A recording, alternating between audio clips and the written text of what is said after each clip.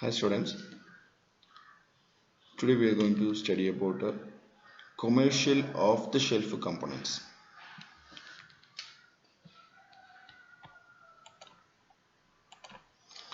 So what is a commercial off-the-shelf component or codes? Okay, so the commercial off-the-shelf components are products that we can use as it is. Okay, so these codes products are designed okay in such a way that it will be easily integrated with the existing system. Okay, so it can be easily integrated with the existing system. So that is the peculiarity of COTS product. Okay, for example, if we are developing a remote control based robot, okay, so that is an example.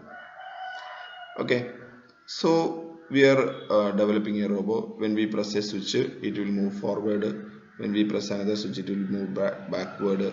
Okay, when we press another switch it will raise its hand. Okay, all those functions we know. Okay, it will turn the head and everything, so that is also possible. Okay, so while we are developing the robot, we will mostly concentrate on developing the robot, so we will not bother about developing the remote control. Okay, so this remote control is available as commercial off the shelf product. Remote control is available as commercial off the shelf product. Okay, so we can purchase a remote control and we can integrate with our embedded system. Okay, so each switch we can configure according to our need.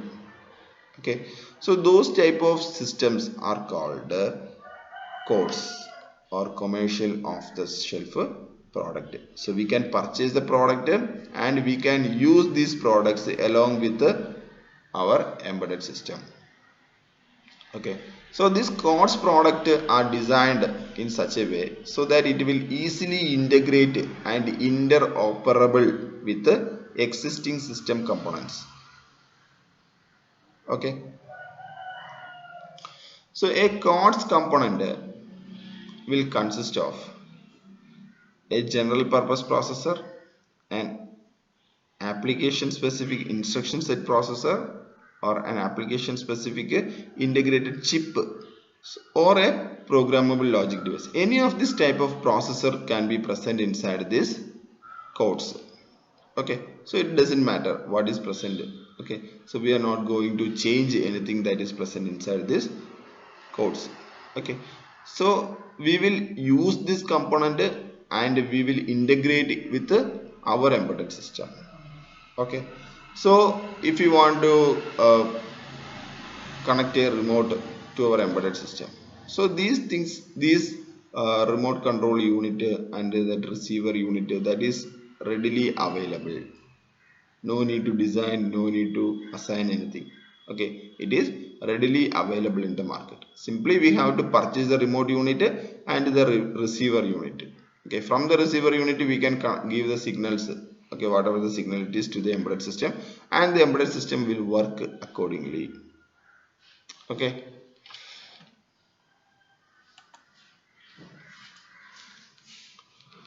so these are an examples for codes. Okay, a remote controlled toy car control unit.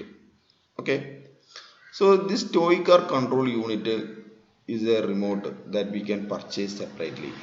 Okay, and we can develop that particular toy car. Okay, and we can integrate this remote to that toy car. Okay, and we can make it work.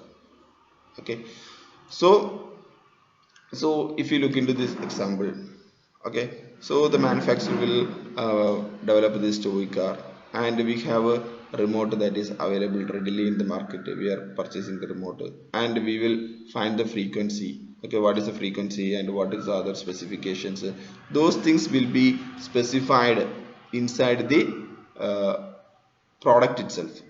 Okay, and we can use these frequencies to control what this toy car. Okay, so it consists of an RF circuitry part, radio frequency circuitry part. Okay, and it is having high performance. Okay, so it uses high frequency microwave electronics, that is 2 to 200 gigahertz range also you can use. Okay, so it consists of high bandwidth analog to digital converters are present. Okay, so these devices can work in high temperatures. Okay, so these are the specifications of some codes hardware.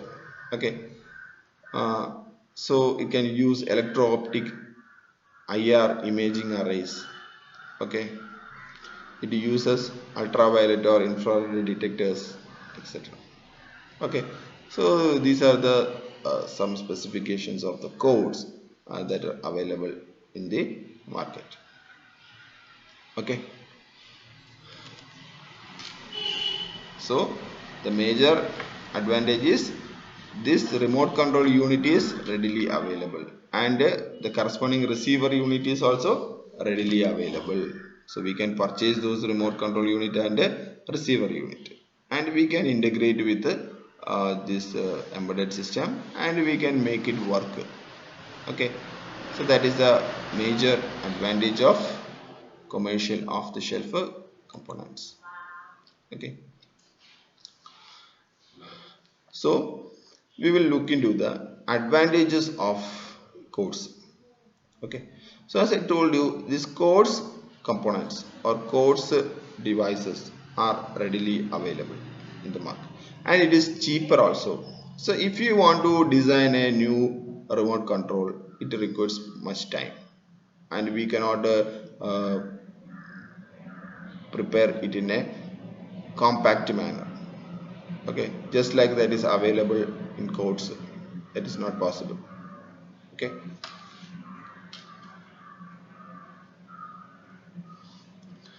okay, so the developer can cut down the time that is required for developing this remote control.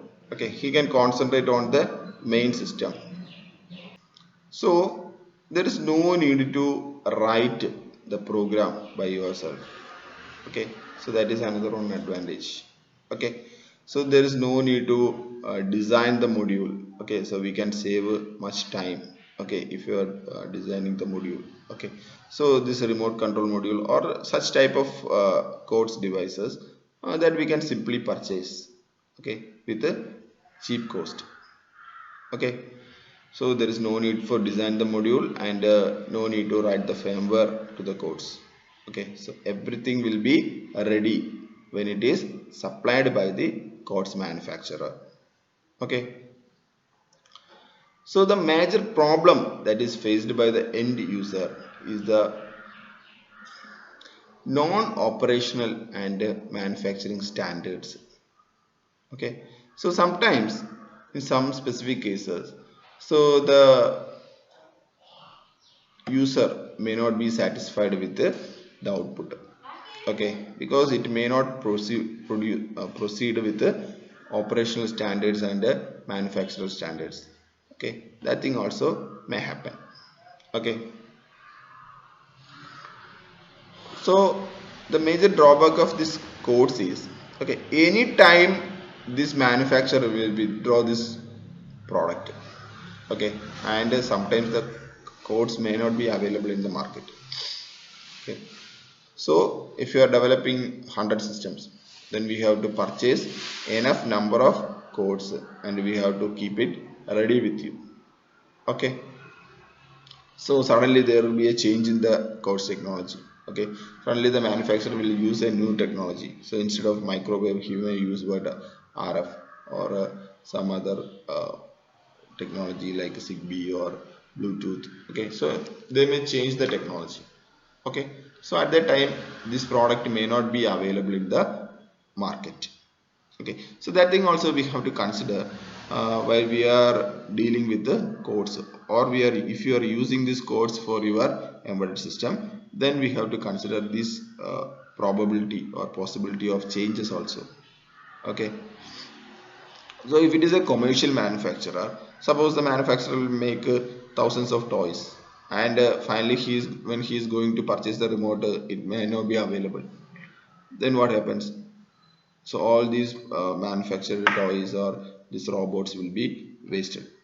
Okay, so that is another one problem that will be faced by the manufacturer if you are using the codes.